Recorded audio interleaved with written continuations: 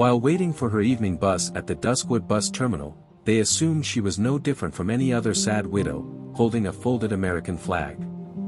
With control of all 3 counties' transportation hubs, the motorcycle gang known as the Road Shadows appeared to be eyeing this peaceful station as a potential new expansion point. Unbeknownst to them, Katherine Matthews was no ordinary widow of a soldier. Today, she carried not only the flag but also the unfaltering will for justice of her late husband, Captain William Matthews, who was one of the most distinguished Afghan Army Rangers. 20 years of supporting a guy who would not back down from protecting others gave her the strength to keep her head down and her spirit strong. As Katherine watched 5 swaggering road devils enter the station, she recognized the behavior of predators assessing their prey. It would have been easy for her to just walk away and blend in with the crowd as she watched this gang attack bus stations all around the state. But she decided to stand her ground instead, turning a mundane bus terminal into the setting for a battle of honor and intimidation. By sunset, the community would have learned that true bravery is frequently found wrapped in a folded American flag, and the Road Shadows would have learned the hard way that you can't judge a person's strength by their tears. Please inform us of your location before we resume. I have something really amazing in store for you tomorrow, so be sure to subscribe if this tale resonates with you. Katherine Matthews stood still beside the ticket counter as the fading sun filtered through the dirty windows of Duskwood bus station, casting lengthy shadows. 3 years ago, her husband's coffin was draped with a flag, and now her fingers stroked the corners of the triangle display case that held the flag. The cloth that was within conveyed a message of love that was greater than death, honor, and sacrifice. Even though she went to the veteran support group 2 towns over every month, something seemed different tonight.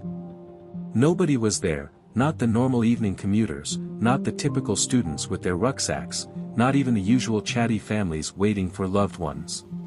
Rather, there was an oppressive stillness, broken only by the trembling of the few passengers who crammed close to the walls, their expressions betraying their wordless fear.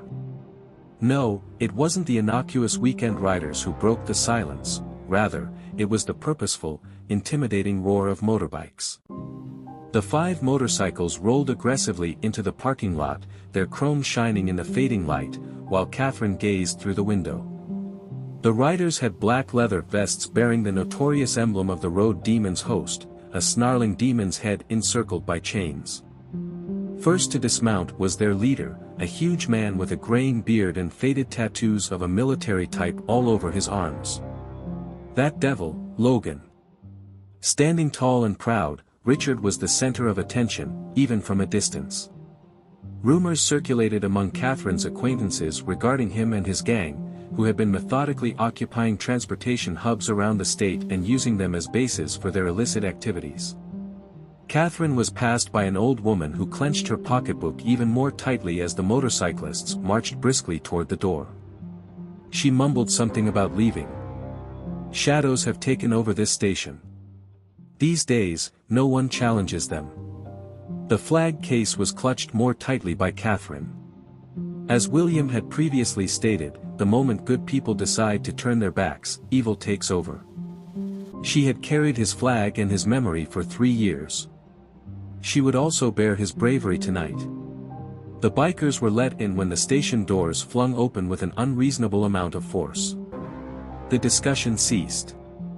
As if attempting to blend in, the few surviving passengers shrank in on themselves. As Logan surveyed his dominion, the sound of his heavy boots reverberated on the linoleum. At last, he fixed his gaze on Katherine, who was carrying a flag case. As he prodded one of his friends, a menacing grin swept over his face. "Oh, my goodness, what have we got here?" Each little girl went home with a memento.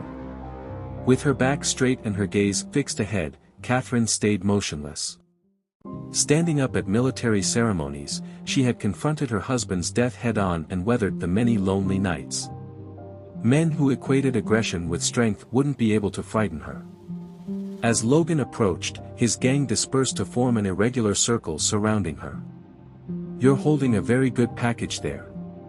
Just a military matter, isn't it? He was a soldier, I'm guessing."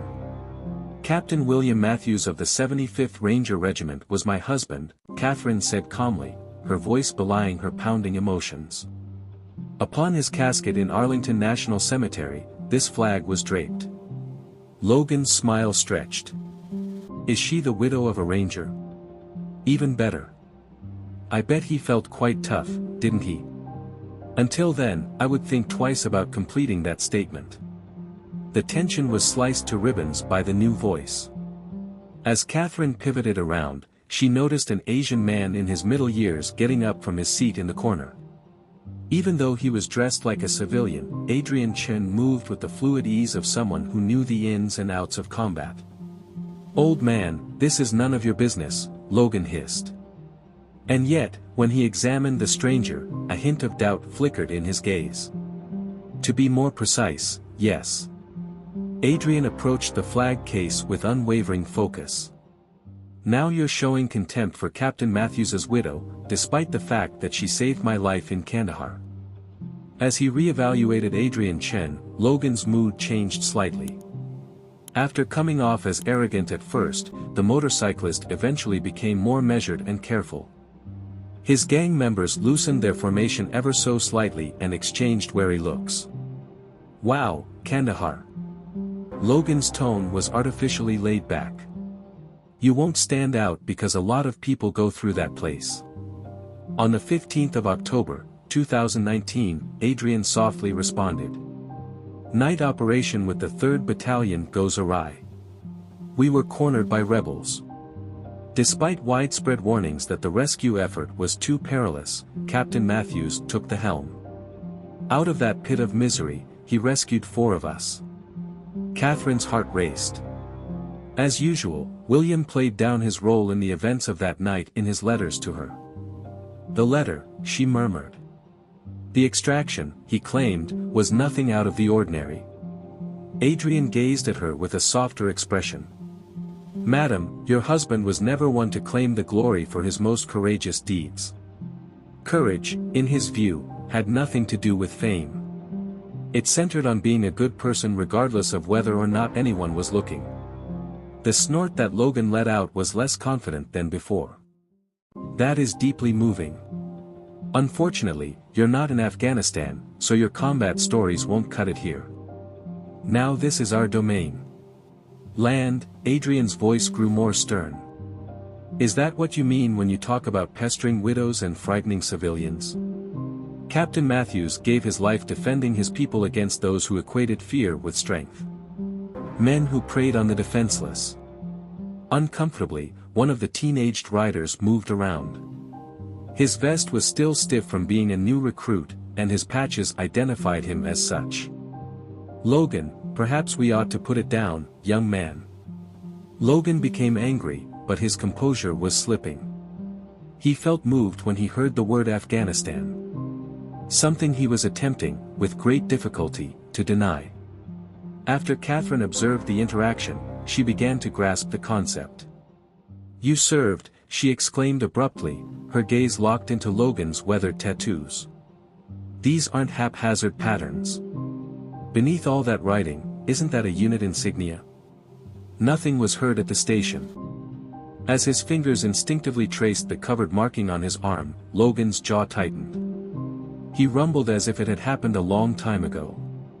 "Prior to my discovery of the world's true workings. Adrian made sure you remembered the significance of that uniform. It was simpler to just become the enemy we battled before you made up your mind." Quick as a flash, Logan reached out and grabbed Adrian by the collar. "You have no idea who I am, old man." Yet Adrian showed no fear. "I can tell since you're sporting your patches sideways. I can tell that your tattoos are Marine Corps because of the design, they're most likely Force Recon. I can tell you're attempting to intimidate a woman because she's been braver on her own than you have been with your gang." Physical blows were the word's impact on Logan.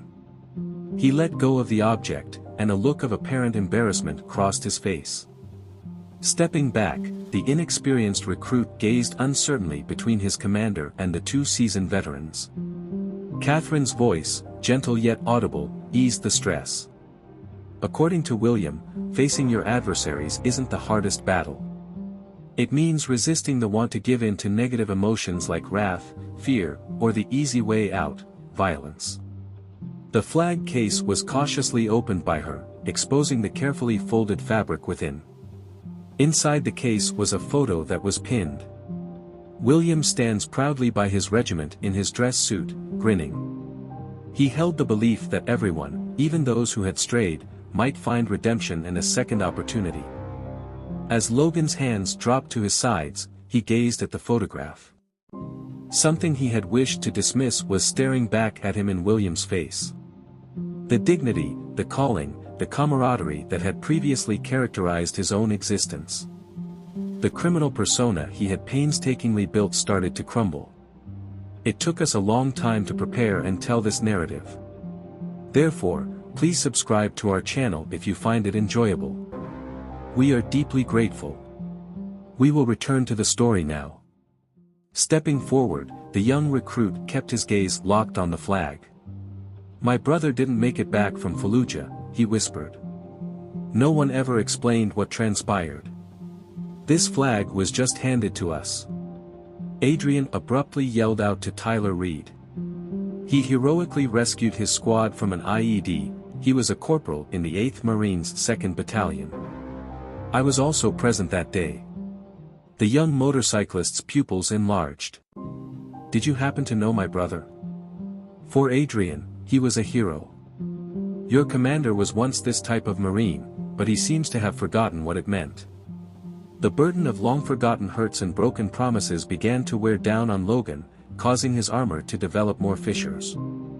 With their own self-assurance dwindling, his followers watched in awe as their leader's determination started to unravel.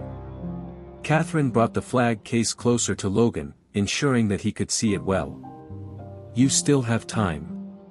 William had the belief that every breath we take gives us the opportunity to make a better choice, to rediscover our true identity, she whispered softly. After a lengthy while, Logan's previously steely exterior began to crumble as he glanced at the flag. A storage unit held his own folded flag, a memento from his past, and his hand instinctively went to his chest to retrieve it. Destruction was something he just couldn't do. "My dear, you have no idea. Listen," he continued in a horse's voice, "you can't simply abandon this existence. The deeds we've committed and the lives we've ruined. According to Adrian, I have a greater grasp than you believe." I felt disoriented, furious, and on the hunt for someone or something to blame after Kandahar. I was about to initiate a fight that would have ruined my life when Captain Matthews discovered me in a bar one night. Katherine quietly smiled. "William is very good at identifying those in need and helping them." According to Adrian, he refrained from lecturing her. Had a casual conversation, which served as a reminder that our outfit had other uses besides warfare. It was all about taking a stand for something bigger than ourselves, for safeguarding what was important. Tommy, a young recruit who could be recognized by his vest patch, approached his brother's picture in the exhibit. "How did he behave?" Quietly, he inquired. "No one ever brings up my brother anymore.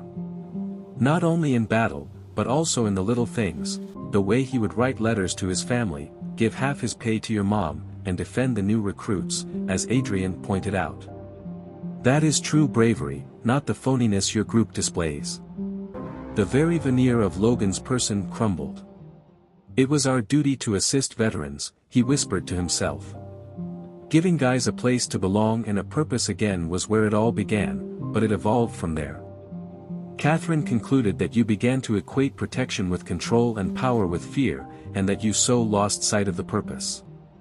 As they watched their leader change, the other bikers drew forward, their aggressive stances fading. Their individual journeys to the road shadows were as unique as their stories. Those routes appeared less assured now that they were confronted with their true selves. "How should I proceed?" "Just go away and act like nothing happened," Logan said, revealing a genuine sensitivity. "No," Adrian stated with conviction, "you fix it. To respect the uniform you once wore and the brothers we lost, begin to use your strength to defend rather than intimidate. Be the man they died believing in. Katherine retrieved a business card from her purse. Just 2 towns away, you'll find a veteran support group. Tonight, I intended to go there. They are a lifeline for guys who have wandered too far from the path. Logan nervously accepted the card as the waning light streaming through the station windows reflected off his bike chain, which had transformed from a terrifying object into a symbolic link between his past and present, between his shame and a chance for redemption. The other riders would not approve. The club's upper management will perceive it as a sign of weakness, according to one of his gang members. Real strength was something they never grasped. With a tightening of his shoulders, Logan responded, revealing a side of his former Marine self beneath his motorcycle persona. My friends and I have been scaring the wrong people and waging feudal wars. Before addressing out, Tommy glanced at the photo of his brother one final time. Alternately, perhaps we could begin ensuring the safety of individuals. In the same way that my brother did, as was expected of us. In the station, the atmosphere changed from one of tension and fear to one of awakening and possibility. The few surviving passengers watched in awe as the terrifying road shadows started to reveal the lost souls hiding beneath their terrifying exterior. A word of warning from Adrian: it won't be easy. No one can make you change, but you're never alone when you do. Logan extended his hand to Katherine. You would have had an opportunity from William. He thought everyone should have one if they were ready to put in the effort. As he fixed his gaze on her extended hand, Logan eventually moved on to the flag case and, finally, his own reflection in the station glass. Instead of the terrifying motorcyclist he had transformed into, he saw echoes of the Marine he had been and could be again in it. As Logan silently took Katherine's hand, a profound change occurred in their relationship. The way he held on was tender, even sacred. His previous aggressiveness was in sharp contrast to this. Subtly, he confessed, I once had a flag similar to yours. Along with my medals, uniform, and everything else I used to be proud of, I put it away because I couldn't look at it after what I become. Katherine whispered back that such items are more than symbols. The pledges we made are symbolized by them. Words that remain even when we stray from their intended path. Shadows moved across the features of those who had gathered as the fluorescent lights of the station blinked overhead. As a result of this surprising development, other passengers had started to come out of hiding. One of the older veterans rose slowly from his seat, proudly displaying a Marine Corps cap. Logan, I remember when you first came home, the elderly Marine remarked, rising to his feet. At that time, you were special. She used to volunteer to accompany me on supermarket runs and never charged me a penny. The Marines were merely protecting their own, they claimed. When Logan realized it, his face contorted. I didn't, we've been collecting protection money from you, your very own food store, all along, Mr. Henderson. Son, you've gone astray. The finest of us, Henderson said with an air of non-condemnation, are human. The real question is, having located it again, what are your plans? With a determined expression on his youthful face, Tommy drew nearer to Logan. Perhaps if we started afresh, we could transform the road shadows into something new, something that would bring pride to my brother. Razor, one of the other motorcyclists, was a man with numerous tattoos. He shook his head in disagreement. None of the other chapters will agree with this. That will be betrayal in their eyes. Then let them, Logan declared, his voice suddenly more forceful than before.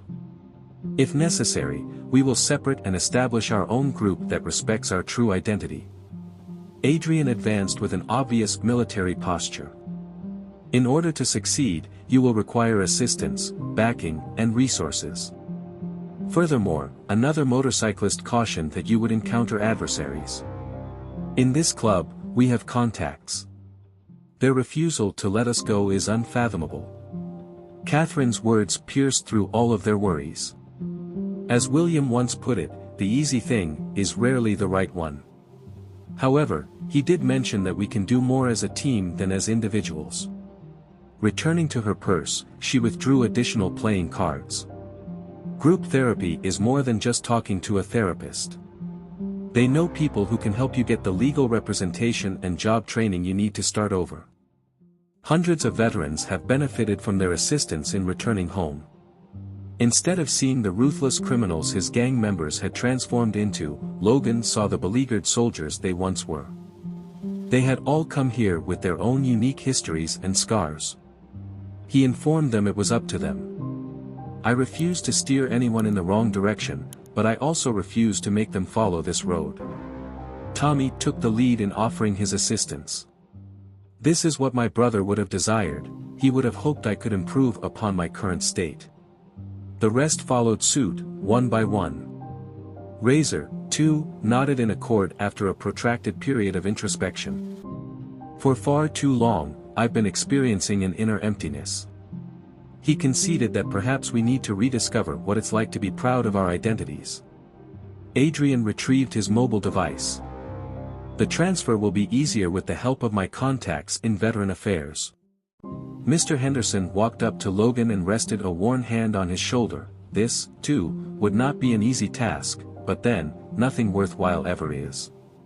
Before he went away, your grandpa told me to keep an eye on you. I told you that even if you were attempting to conceal it, you had a nice heart. I wonder if he wasn't true. Something clicked for Logan when his father was brought up.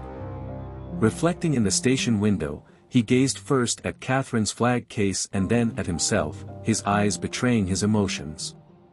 Even though the sun had fallen entirely by this point, the darkness had a different, less suffocating feel to it. Logan reached into his jacket pocket and removed his phone, his fingers poised over the keys. Got to make a few calls and undo a few damages first. He then turned to Mr. Henderson and began the process of terminating the protection payments. I have included your store. There's more to it than that. A. Dryan, whose strategic mind was already at work, interrupted. Controversial authorities, agreements with other chapters, and geographical markers are all part of the picture. Careful handling is required to avoid any potential hazard. While the ex-Marine and Logan surfaced, Katherine saw as Logan's strategic training took over.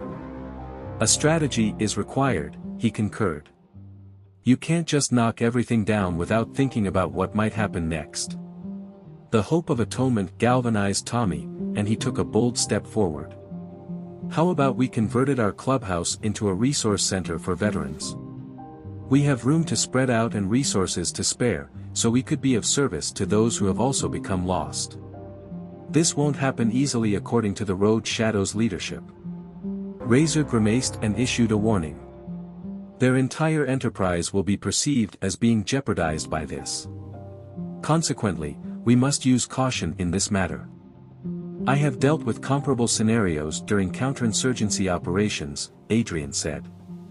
Destruction of a corrupt system might sometimes be best accomplished by working one's way within.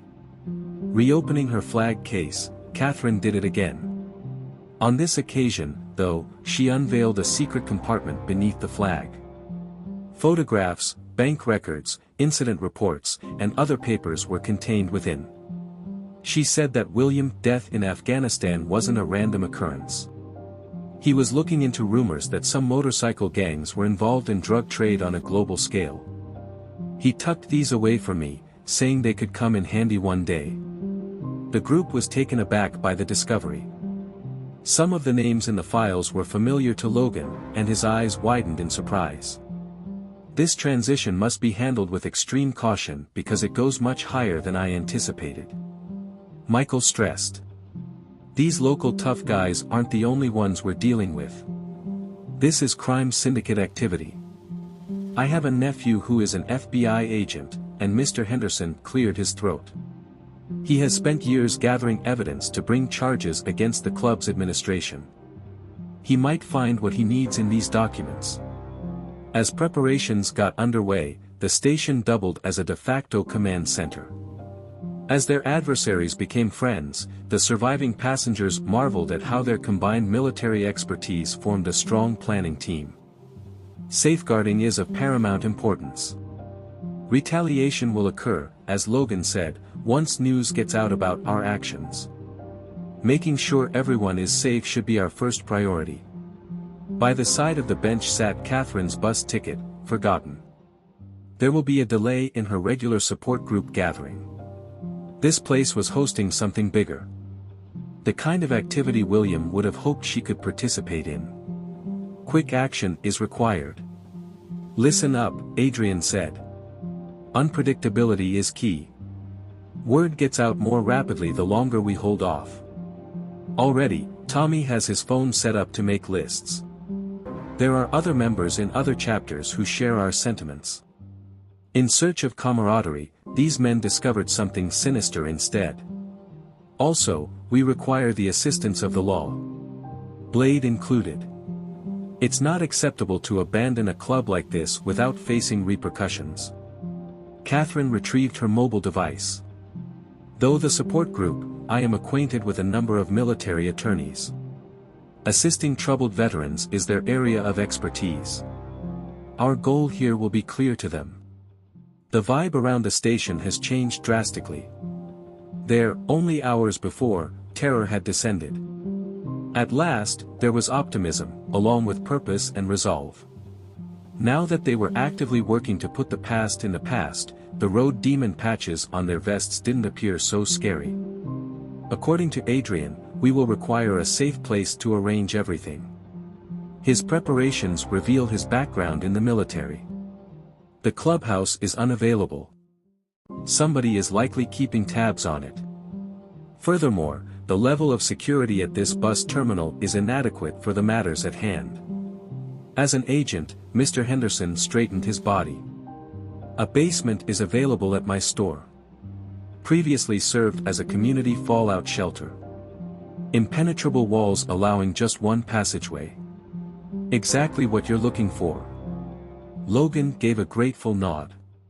Even better. It would be completely undetectable if we met there. You feel owned by the club. Bikes parked outside your store will go unnoticed. While William's papers lay scattered across the station seat, Katherine examined them. There are documents here that date back to the weeks leading up to his death. Nothing small was going to happen, he knew it. This club was somehow involved in the global trade of weaponry. That tracks Razor, he whispered. Rumors have been circulating regarding recent shipments, which are rumored to be large and contain items that are not fit for civilian consumption. Tommy's expression turned determined as he grew older. Those who sneak weapons to harm innocent people were my brother's enemies, and he died fighting against them. Even though Christ sacrificed his life to end evil, here we are, aiding that very evil. Adrian had already put his strategic brain to work. A number of government entities will have to work together. The Federal Bureau of Investigations, FBI, against the nexus of illicit arms trade. Drug-related matters to the DEA. The ATF over the gun infractions. But it must be executed with utmost care. How far the corruption extends is unknown. Despite my best efforts to act indifferent, Logan proceeded to retrieve a tiny notepad from his vest, recorded names, dates, and meeting places. I suppose I was anticipating this day for a while. As Katherine mentioned, the support group is connected to a task force. Veterans seeking assistance in leaving criminal organizations are their area of expertise. They can offer covert services and, if necessary, new identities. Another motorcyclist, who had been silent up until this point, now spoke out. And our loved ones back home? The club is aware of their residence. We should be wary of their use of them. Mr. Henderson had already considered it, and he had a brother who owned a fishing lodge in the Highlands. It was the ideal spot for families to hide out until everything was settled. As the sun went down, the preparations went on. They convened an impromptu war council at the station after the final bus had departed. There was something that everyone contributed.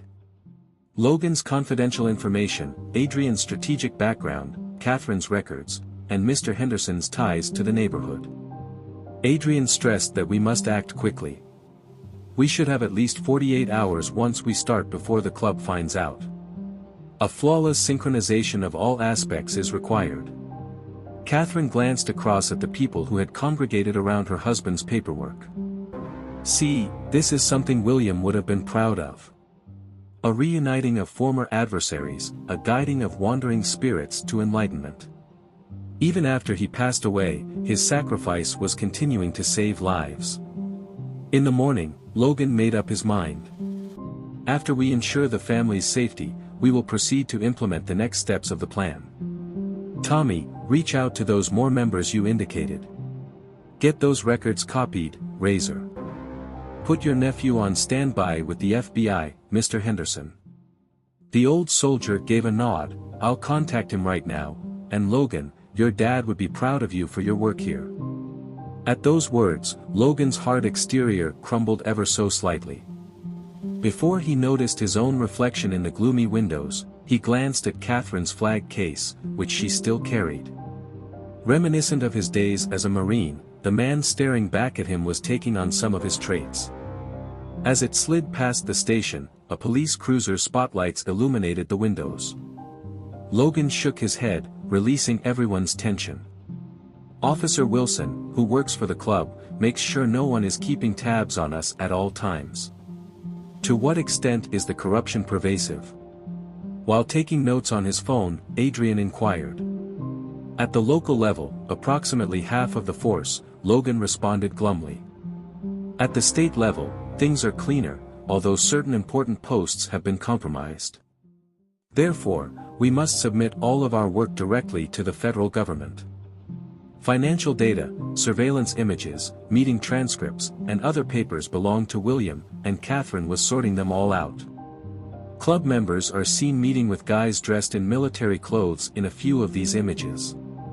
These were emphasized by William in particular. With a growing scowl on his face, Adrian drew closer. There are no ordinary uniforms among those. There you have it, logistics officers. They could be able to obtain cargo manifests and military supply routes. An ideal disguise for the illegal trade of weapons. Logan was the last to finish. When it comes to military shipments, customs officials are more lenient.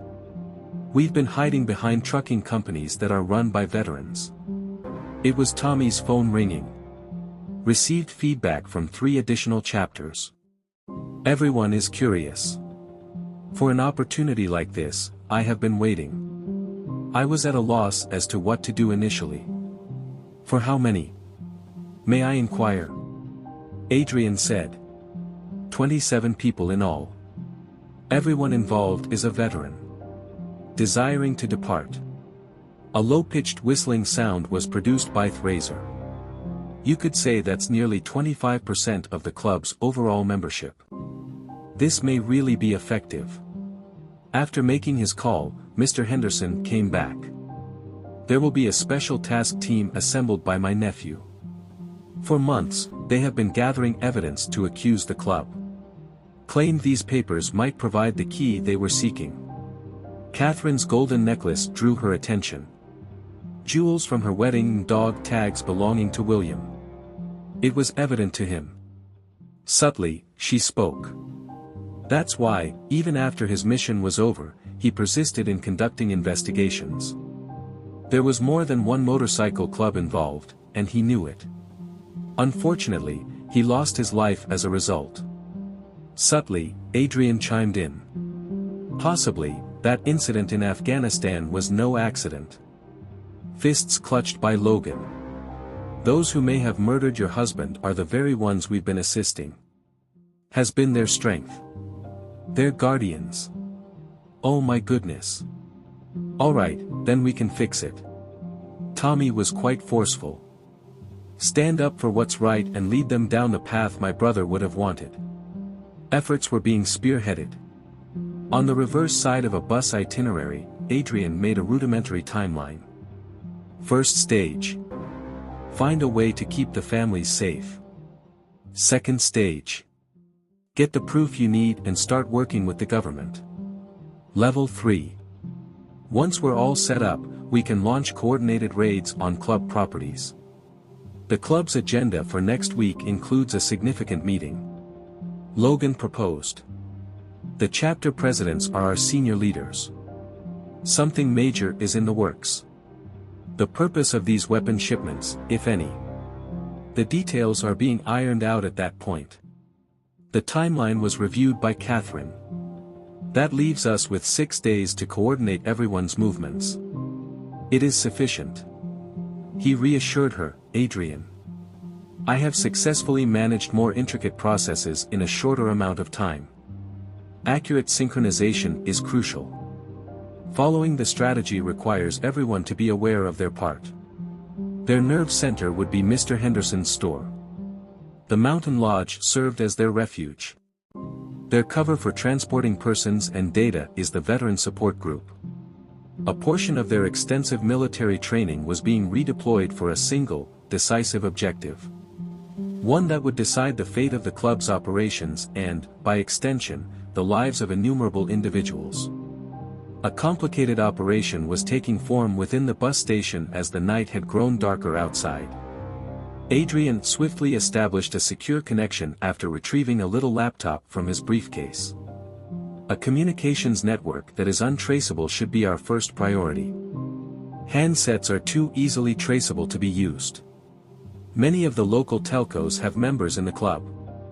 Following Adrian's work, Logan verified. Anything that seems fishy is picked up by them.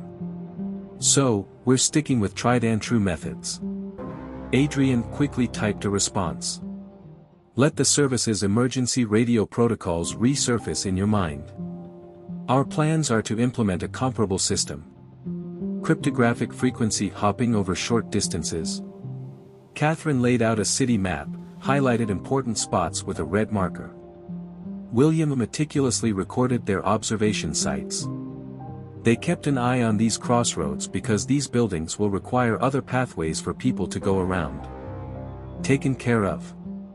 According to Mr. Henderson, the city's ancient tunnel system used as smuggling routes during Prohibition and as a section of the Underground Railroad. Little did most people remember them. However, those of us who were around when it happened remember that Tommy was using encrypted messaging apps to coordinate with the other chapters. Now there are up to 35 members, and more are joining. However, retaliation concerns some. Those who attempt to quit are used as examples at the club. No more of that. Every intimidation, threat, and threat-related incident was meticulously documented by Logan in the membership records. We record every detail. Create an insurmountable RICO case for them. When Adrian saw that Logan was thinking strategically, he nodded in agreement. In many jurisdictions, we will require safe homes. Retaining everyone in one area is too dangerous. A network is available to the support group. Katherine extended an offer of safe housing to veterans from this area to the seaside. They have the ability to engulf small gatherings and whisk them away into the community. After taking a different call, Mr. Henderson came back. The task group that my nephew formed is getting ready to go. In 3 states, they have squads waiting to deploy. Katherine mentioned that your husband's documentation are invaluable, including all of the necessary names, dates, bank accounts, and more. As an aside about banks, I've been keeping the club's accounts for the last year, so I have access to their financial information. They aren't merely selling the guns, they are stockpiling them in order to develop an arsenal. The message sent a shiver down everyone's spine. During their meeting next week, Logan's countenance hardened as they planned something monumental. There's more going on than meets the eye, they appear to be getting ready for an operation. Katherine pulled out certain paperwork and abruptly mentioned the shipping manifests. Along with weaponry, William identified these crates as containing military-grade electronics, communication gear, and tactical equipment. This is more than just a criminal organization. Adrian researched the manifests with an eye for detail that others may overlook. This could be a precursor to domestic terrorism or other forms of organized violence. How have we been involved? Tommy muttered. Nothing is permanent, Katherine told him. William shared her belief that one can always make a new decision. As Logan assessed the situation, his military experience kicked in, and he started to pace. All right, the schedule needs to be shortened. We are eagerly anticipating the meeting if they have significant plans. After tonight, we'll start relocating people, no doubt about it. Mr. Henderson, Adrian wanted to know how fast we could get into those tunnels. I have the keys right here. I used to give tours here before the city blocked them. The basement entrance to my business is where the complete network is connected. Already, Razor's fingers were flitting across the keys of his laptop. The club has learned to use software that deletes data if accessed incorrectly to hide their tracks, but I've built in a backdoor to ensure that all financial records are transferred to secure drives. Catherine's phone buzzed, and the coordinator of the support group said that they are activating the network and preparing safe houses. Within 2 hours, they will be able to begin welcoming families. Tommy shifted to the window and began to observe the street as Wilson's patrol cars zoomed past, their vigilance growing with each passing second. Logan responded calmly, "It's standard procedure before a big operation to clear the area so nobody's watching us. It works in our favor because it keeps other cops away while we work." Adrian had a sharp question, but Logan had already answered it. Mr. Henderson laid out the plans for his store in the tunnel system, which boasts 3 main entrances, an east tunnel that leads to the river, and a south tunnel that is partially collapsed but still passable. Adrian predicted that the marking of routes would divide families into 3 groups, with each group traveling to a different, more difficult-to-trace destination. Katherine reviewed the plans and saw that the support group would be stationing unmarked civilian cars at each exit, so they could blend in with the traffic. "Razor, you're in charge of the financial data," and Logan turned to his guys. "Please, Tommy, maintain communication with the other chapters. I would like to know at all times who is in and who could cause trouble. You should start subtly informing your relatives that there will be no face-to-face communication, and that they should just bring the bare necessities." When Adrian inquired about the guns they already had, he meant the ones they were carrying. Even though Logan warned of tight security at the main clubhouse, I am familiar with the layout and can secure everything within 2 days if I send a team there before they find out.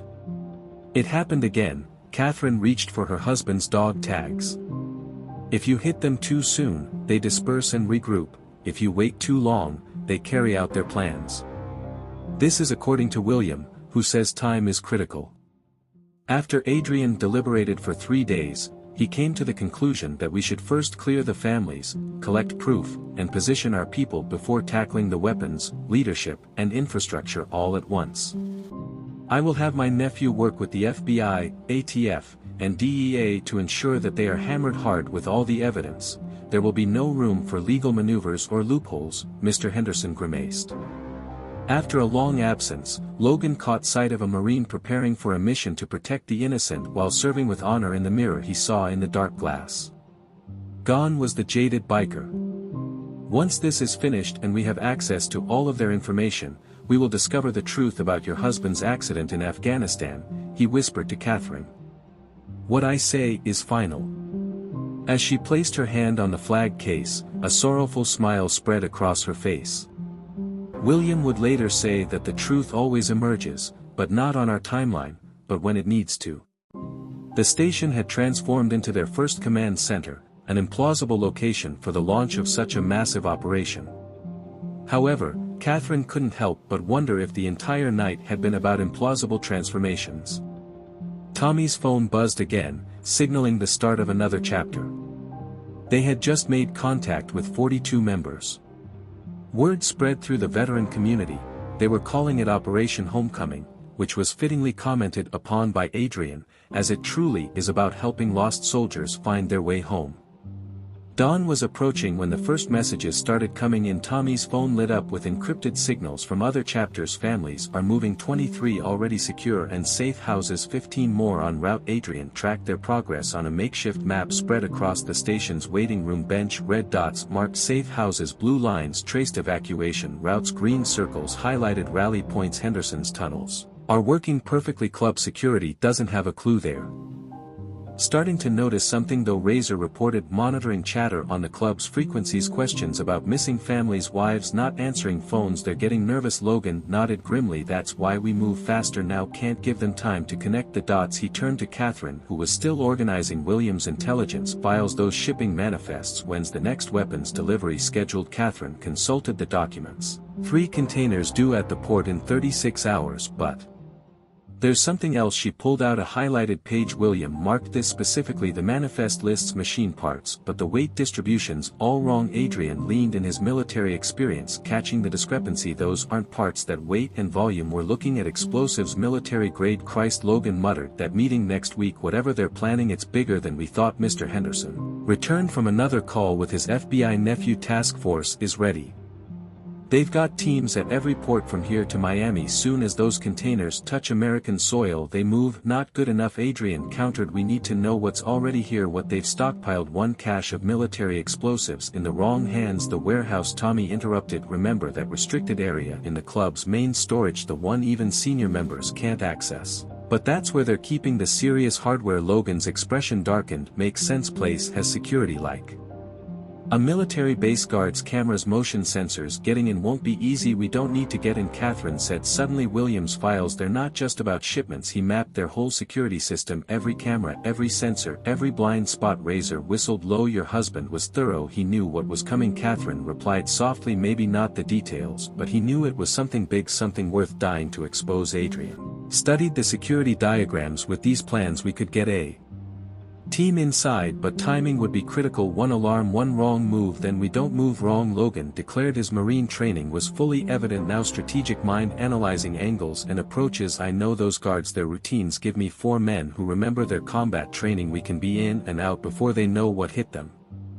Henderson cleared his throat. My store's getting a late night delivery tomorrow. Big truck, lots of boxes, perfect cover for moving whatever you find. Katherine watched the planning unfold. These former enemies now working together with military precision. William would have appreciated the irony, his death bringing together the very people who might have been involved in it, all of them working to prevent more bloodshed. We'll need a distraction. Adrian used something to draw attention away from the warehouse. Already handled. Razor grinned. Remember that club rally scheduled for tomorrow night? Just send out updates. New location 30 miles in the opposite direction. Most of security will be tied up there. Logan nodded approvingly. Perfect. While they're babysitting drunk bikers, we hit the warehouse. By the time they realize something's wrong, evidence will be in federal hands. Speaking of evidence, Tommy interjected, checking his phone. Just got word from the Memphis chapter their presidents flipped, bringing 6 years of records, names of every corrupt official on their payroll. The scope of what they were doing hit Katherine suddenly. This wasn't just about stopping 1 weapons shipment or shutting down 1 criminal organization. They were dismantling an entire network of corruption, one that reached into law enforcement, politics, even the military. William would be proud, Adrian said quietly, seeing her expression. Not just of what we're doing, but of how we're doing it, working together, making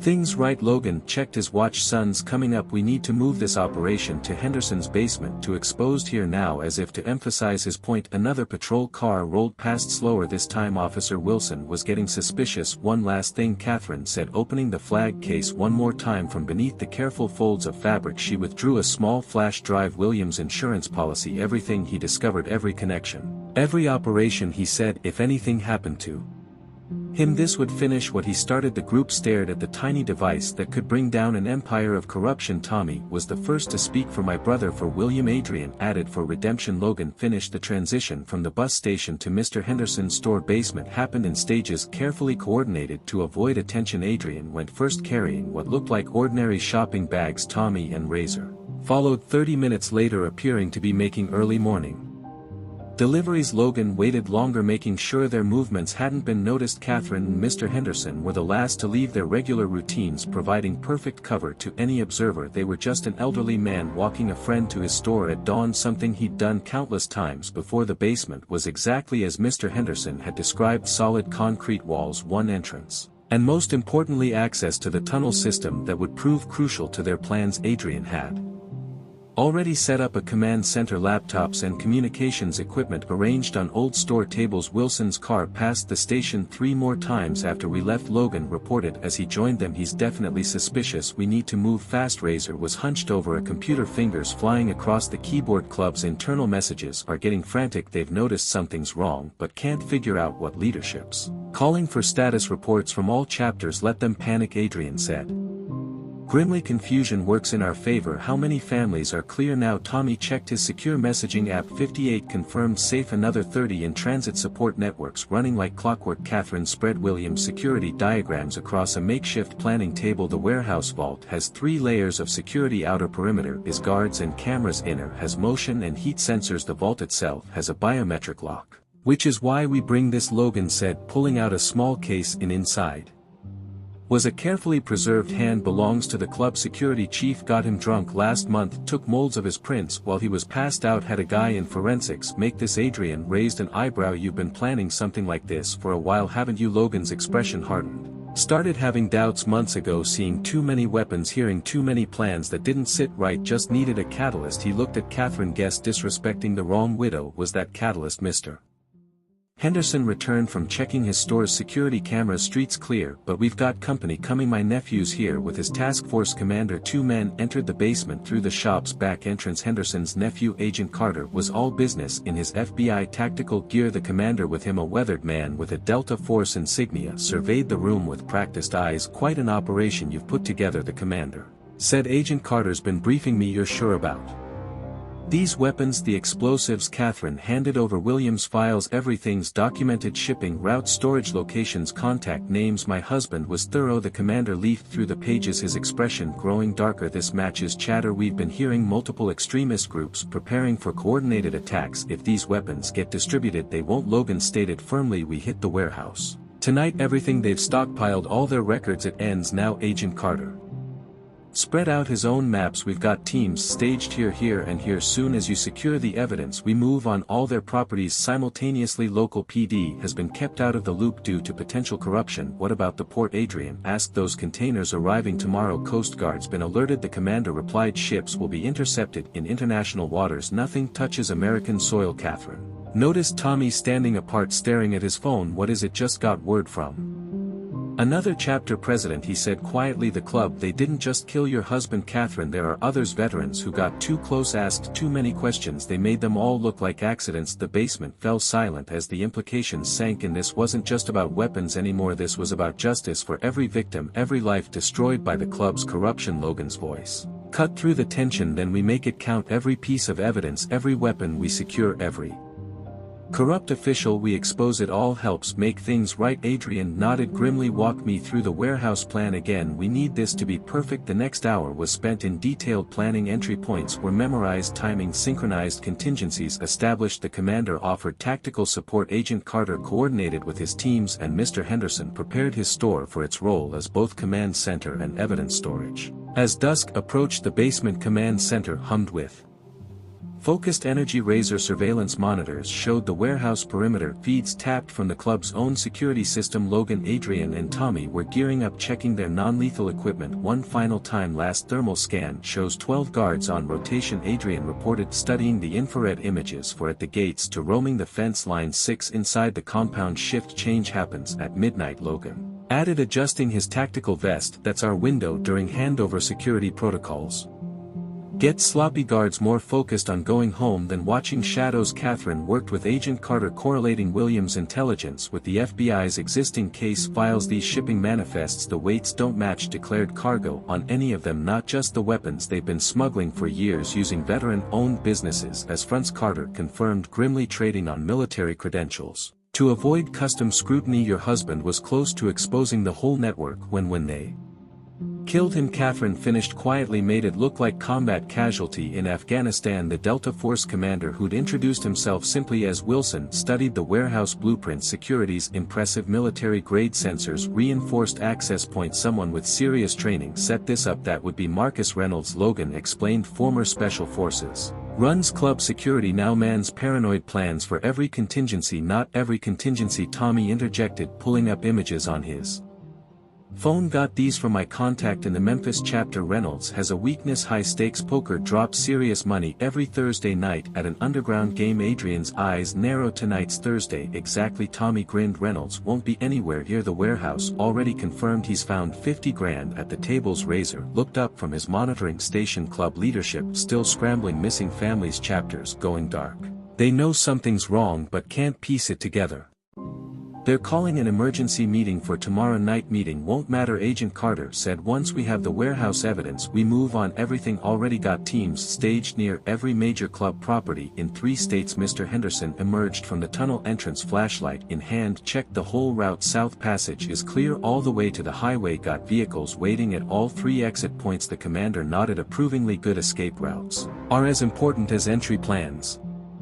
Speaking of which, walk me through the infiltration again. Logan pointed to specific spots on the blueprint. Team of 4, Adrian and I take point. Tommy and Razor provide backup. We breach here during shift change. First priority is the vault. That's where they keep the serious hardware and documentation. What about their computer systems? Carter asked. Already handled, Razor replied. Been uploading a virus through their network all day, midnight sharp. Every file gets copied to our secure servers before wiping their drives. They'll be too busy trying to save their data to notice the physical breach. Katherine watched the preparations with a mix of hope and anxiety. William always said the hardest part of any operation isn't the execution, it's the waiting beforehand. Your husband was a wise man, the commander observed. Combat veterans learn that quickly. It's the quiet before contact that tests you most. Tommy's phone buzzed with another encrypted message. For more chapters just went dark. 60% of club membership is either with us or in the wind now. Old guards losing control by the hour, which makes them dangerous. Adrian warned. Cornered animals fight hardest. We need to assume they'll be trigger happy, especially around the weapons cache. Logan checked his watch. 2 hours to shift change. Everyone clear on their roles. The plan was comprehensive. While the infiltration team hit the warehouse, FBI units would move into position around other club properties. The support network would continue evacuating families. Mr. Henderson's store would serve as both command center and evidence collection point. Katherine opened her flag case one last time, touching the carefully folded fabric. William believed that honor wasn't just about fighting the good fight, it was about fighting it the right way. That's why we're doing this clean, Logan assured her. Non-lethal takedowns only. These men might be criminals now, but some were soldiers once. They deserve a chance to face justice properly. Agent Carter's phone lit up with a priority message. Port Authority just reported in those container ships we're tracking. They've changed course, heading for a different harbor. They're spooked. The commander realized club must have warned them. Question is, how much do they know about what's coming? Doesn't change anything, Adrian said firmly. We still hit the warehouse, still secure the evidence. The weapons already here are enough to prove everything. Razor's monitoring equipment suddenly beeped. Movement at the warehouse. 3 SUVs just pulled up. That's not normal for this hour. They crowded around his screens, watching as men in tactical gear emerged from the vehicles. Logan cursed under his breath. That's Reynolds' personal security team. He never calls them in unless he knows something's wrong. Adrian finished. Looks like our timeline just got accelerated. The commander quickly assessed the new situation. How many additional hostiles?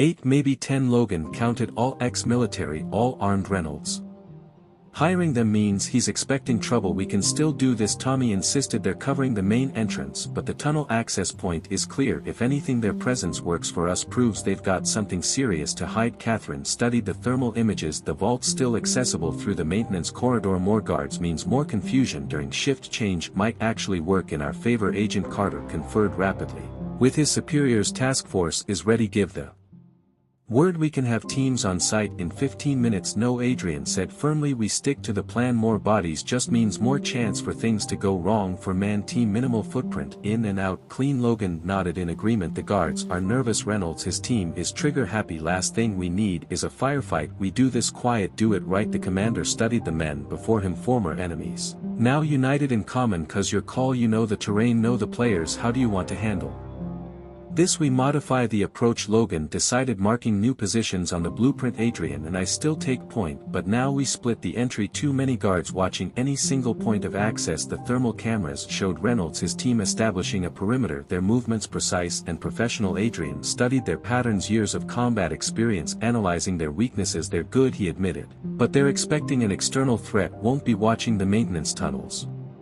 Beneath them Tommy pulled up the building's original construction plans on his tablet. Got something. Old drainage system runs right under the main storage area, not on any current blueprints. Club probably doesn't even know it exists. That's our way in. Logan confirmed. Razor, can you kill the power to the sensor grid without alerting their backup systems? Already on it, writing a surge program. Now when their generators kick in there'll be a 3-second gap in coverage. Katherine watched the activity on the monitors, reminded of similar planning sessions with William. The vault's biometric lock, will it still work if you cut power switches to mechanical backup? Logan explained. That's where this comes in. He held up the synthetic hand with Reynolds, his fingerprints. Old school meets new school. Agent Carter's phone buzzed with updates. Port Authority lost track of those container ships. They're running dark now. No transponder signals. Doesn't matter, the commander said. Coast Guard's already moving to intercept. Focus on what's in front of us. Mr. Henderson returned from checking his store security cameras. Streets clear, but there's increased police activity. Wilson's got 2 cars running regular patrols. Let them watch. Adrian said they're looking for obvious movement. Won't expect anyone coming up from below. Razor's computers chimed with an alert. Club leadership's abandoning their usual channels, switching to emergency protocols.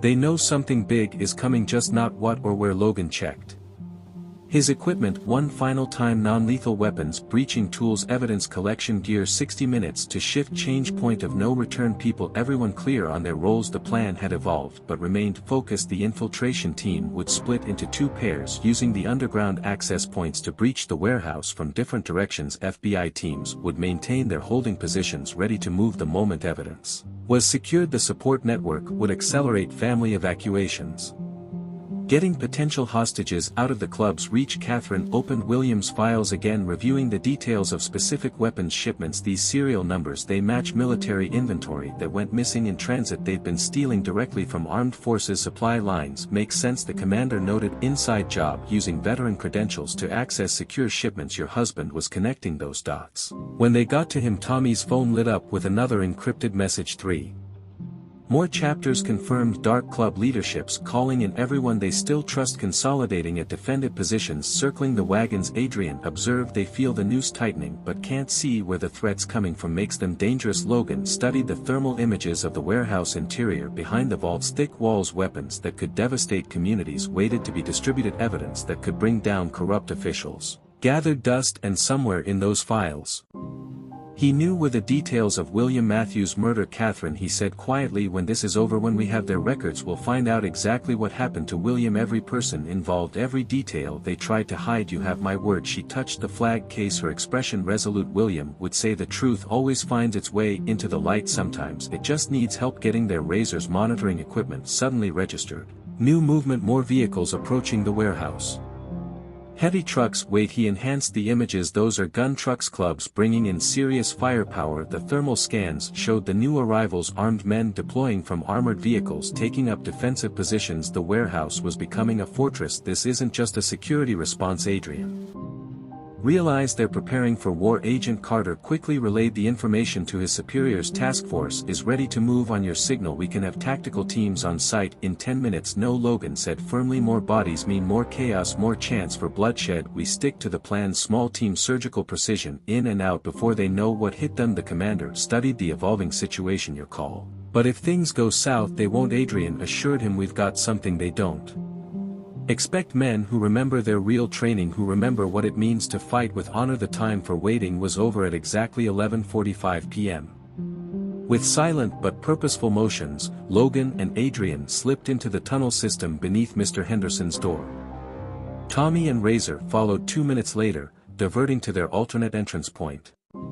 With the Alpha team in position, Logan whispered into his encrypted radio as they neared the first junction. Katherine observed their progress on the thermal imaging displays, as each team moved through the underground labyrinth like specters. Bravo team reaches second marker as Henderson stands by her, his aging hands firmly grasping the back of a chair. The warehouse towered above them, its security system oblivious to the danger lurking beneath their feet. Tommy confirmed that the tunnel was intact and that there were no indications of monitoring. At precisely midnight, Razor planned his cyber assault, which would overwhelm their computer systems at the same moment as the physical breach started, with numerous trucks still arriving at topside. While keeping an eye on surface activity, Carter noticed that they are shoring up every entry. However, she was unsure of the source of Adrian's voice crackling through the communications system, which reached the principal access point. Wait for the evaluation of the breach. Keep in mind that there are 3 potential exits at the drainage intersection. Katherine retrieved William's meticulous notes on the warehouse's construction. According to Logan, the best way to reach the vault is via the northern point, which ascends in the maintenance room, then moves eastward into the storage section, and finally descends into the loading bay. Tommy, your squad will be riding the eastern. Always have a backup plan available on the surface. The club's defensive preparations ramped up as the minutes passed painfully slowly in case things went wrong. Further armed guys showed up and began to position themselves around the perimeter on a regular basis. Reynolds' security team would sweep the poise and competence with which they performed in the 5 minutes leading up to the system breach. Razor reported that the virus was primed and ready to take over all of their files. The Delta Force commander observed the operation with professional interest, as Katherine would have been proud of her husband. Razor quietly told Katherine that this kind of precision was his specialty. Katherine touched the flag case beside her and replied, "The best operations are the ones where the enemy never knows you were there." "Stand by for the power disruption agent," Adrian muttered. As soon as they had the proof, Carter's teams would launch simultaneous attacks on all of the city's clubs, corrupt officials, and criminal enterprises. 45 seconds. Razor has declared the start of the main sequence. In their earpieces, Logan's voice remained firm. "Remember, these men may be criminals, but some of them were soldiers once, and they deserve a second chance." No matter what occurred in the next 30 seconds, Katherine would always remember the miracle she had witnessed at the bus station, the metamorphosis of foes into comrades and lost souls finding their way back. In his report, Tommy, the warehouse's exterior lights cast harsh shadows across the area as the Bravo squad prepared for action. The guards patrolled their patrols, oblivious to the forces that were gathering beneath them. Even though they were looking in the wrong places, Reynolds' security detail remained vigilant and professional. Razor wrung out 9-8 in 10 seconds. Katherine tensed up. The feeling of William's dog tags against her flesh is icy. With years of combat experience under his belt, the commander sensed the inevitable calm before the inevitable chaos. With a hush, the emergency generators began to hum, but in those critical seconds, the warehouse's power grid flickered briefly before going dead entirely. Security cameras froze, electronic locks reset, and the Alpha team got to work. Logan declared that the northern access point had been breached. Bravo squad verifies eastern incursion. As Tommy entered the facility, the guards responded professionally to the power outage, but there was no cause for alarm. Power outages were common, and backup systems were already in action. Little did they know, the Razor's virus had sneaked onto the generator's startup sequence. As soon as the security systems were back online, they began the covert process of copying every file, record, and piece of evidence to secure FBI servers. This was the first checkpoint clear. Adrian announced his promotion to a support role.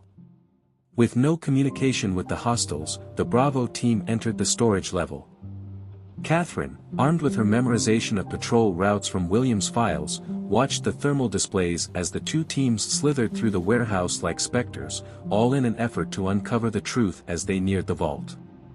Standing by for biometric bypass, Logan muttered, would only work once they had one opportunity to do this right. The synthetic hand bearing Reynolds' fingerprints would only work once. A team waiting outside the vault door. As Logan's voice dipped below a whisper, he started the biometric procedure. Reynolds' fingerprints were carefully placed on the synthetic hand, and for what felt like an eternity, nothing occurred. Suddenly, there was a light hiss, and the enormous door to the vault started to jiggle. We were inside. Racks of military-grade weapons ringed the walls, as Adrian confirmed in the beginning evidentiary documents found within the vault. In secure containers, items such as electronic warfare equipment, explosive detonators, and, most crucially, rows of filing cabinets housing the club's deepest, darkest secrets from years past. Several cameras recording while Tommy and Razor's crew remained positioned in the storage area, vigilantly searching for any indication that their operation had been noticed. Logan meticulously put up their own recording equipment to chronicle everything for evidence. The guards persisted with their patrols, oblivious to the infiltration taking place underneath them. Razor reported from his station that data transfer was at 60%. Katherine examined thermal photos, diligently monitoring patrol patterns for any signs of system slowdown. 2 guards are closing in on your position. The Alpha squad should hold for 30 seconds. The sound of their footsteps decreased as they passed precisely above the vault. Adrian mumbled something while he and Logan worked with practiced efficiencies, photographing documents, scanning papers, and collecting sample evidence from weapons containers. Katherine, I have a whole dossier pertaining to William surgeries. Desert Storm. This is the reason they had to kill him. With a firm grasp on the edge of the monitoring station, Katherine wondered, what does it reveal? It turned out he wasn't merely investigating weapons trafficking, but a strategy to supply domestic terrorist cells with arms. Several groups had planned synchronized assaults across major cities, and the club was only a means of distribution. Agent, holy cow! Gazing at the live data, Carter inhaled. This exceeds our expectations in every way. Everyone from high-ranking military officers to politicians and business magnates is in on the scandal, and the commander was already on his encrypted phone notifying higher-ups. All of a sudden, this became a question of national security, not only a criminal case. The sound of Tommy's voice pierced the telecom system's transmission monitors, verified it, and there were a slew of trucks speeding up topside with no lights and blades. Reynolds' personal convoy consists of 3 speeding black SUVs. He is returning from a poker game early, and the time to move is now. Extraction was ordered by Logan for the Alpha team. Before your men could evacuate, Tommy, the secondary door to the vault started to cycle, indicating that someone was gaining access from a different entrance. A contact was about to be established. As 3 hostiles stepped into the south hallway, Adrian let out a hiss. Fear gripped Katherine as thermal images revealed armed men closing in on both teams' positions. The meticulously orchestrated operation was on the brink of escalating into a gunfight. The only thing keeping everyone from going all out was Logan's reminder that we're better than them. The events that followed unfolded like a deadly ballet, as the team's years of military training shone through as they exchanged precise, efficient moves. The bodies were dropped with surgical precision using stun weapons and rubber bullets, resulting in no fatal injuries. Razor said that he is entering the building with his complete security detail and that all evidence is safe. Reynolds is following suit.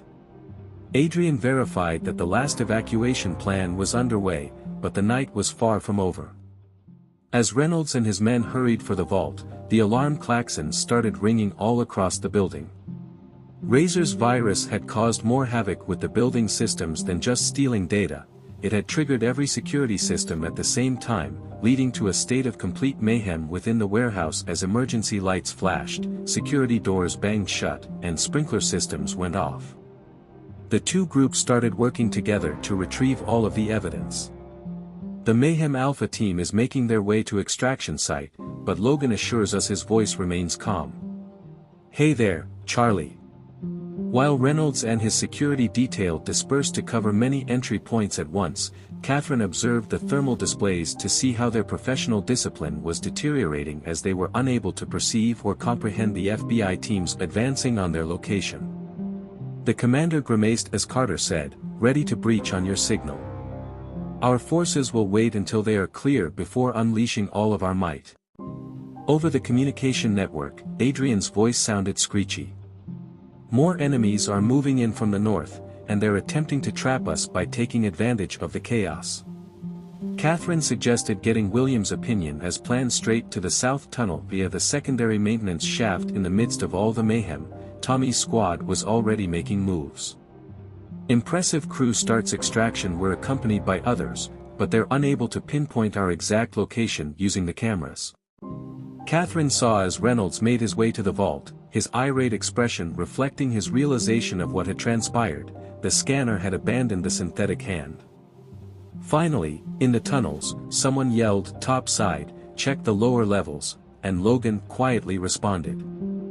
Both teams converged on their extraction spots, moving with trained precision through the underground network. The operation was entering its final phase, and the Alpha team would reach the rendezvous point in 30 seconds. Data transfer complete, he reported gleefully that every file, record, and piece of evidence had been transferred and protected, despite the frantic search by Reynolds's men. The infiltrators had taken advantage of the underground system's complexity. With tears in her eyes, Katherine touched her husband's dog bands. "It's done," she muttered to William. "The truth can no longer be hidden." The first FBI teams were moving in, and now the night is being painted red and blue by their vehicle lights. Now that evidence of their crimes has been unearthed, Reynolds and his security squad find themselves encircled by their vast arsenal. All teams are clear. Adrian gave the go-ahead to launch the agents' last phase. In response to Carter's order, federal agents descended upon the warehouse from all directions. Meanwhile, teams across the city sought out corrupt officials, club properties, and anyone else connected to the massive conspiracy. Meanwhile, in Mr. Henderson's basement, the infiltration teams reunited. Logan, now dressed more like a Marine than a biker, approached Katherine, holding a file containing the complete truth about William and why he was killed. Katherine took the file with trembling hands, but he whispered softly that he knew the risks, but that some things were worth dying for, just as Adrian added, like ensuring that justice is served. A flurry of notifications from different sections filled Tommy's phone. As the truth came to light, the club was collapsing across the country. Meanwhile, veterans who had lost their honor were discovering it again, thanks to an incident in a small town.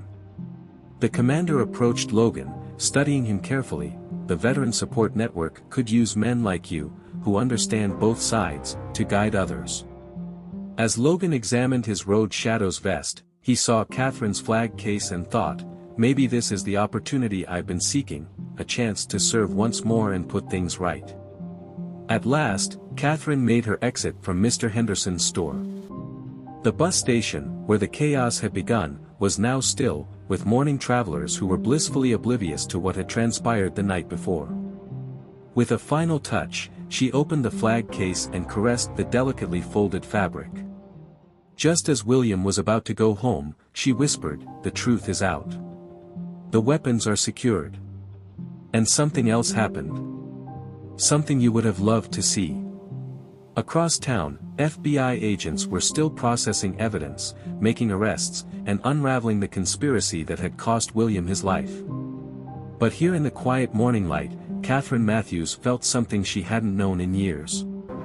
The war widow they'd taken for an easy target had helped expose a criminal empire.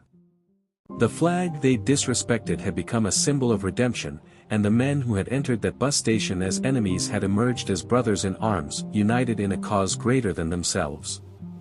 As Katherine walked home, she heard motorcycles approaching, but these riders were Logan. Tommy and the others who had made a different decision joined her in honor guard duties, accompanying her home in protective rather than intimidating leather jackets. The morning news would report on a large-scale federal operation involving the seizure of weapons and the arrest of conspirators. However, the true story would unfold in the halls of veterans organizations and support groups for years to come. The bus station, where it all started, would stay unchanged, its daily passengers unaware that it had become the site of justice and redemption, and that was precisely how it should have been.